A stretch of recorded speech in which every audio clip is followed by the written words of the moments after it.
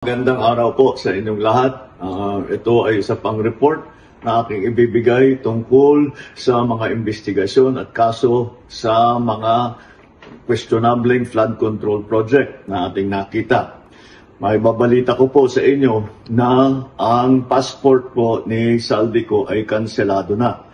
Kaya in-instructionan ko na ang Department of Foreign Affairs, pati ang PNP, na makipag-ugnayan sa ating mga embassy sa iba't ibang bansa para tiyakin na hindi maaring magtago itong ating hinahabol na magtago doon sa kanilang bansa. At kung sakali man ay siya'y pupunta ron, ay i-report sa atin para naman ay maibalik natin siya dito sa Pilipinas. Kaugnay naman kay Sara Diskaya, sumuko naman siya kahapon sa NBI at nasa kustodya na siya ng NBI. Inaantay ang formal ng paglabas ng kanyang warrant of arrest. Kaya't nakikita po natin, maganda naman ng takbo ng proseso at yung ating mga hinihilaang na kasama dito sa ganitong klaseng sindikato ay haharap sa hustisya.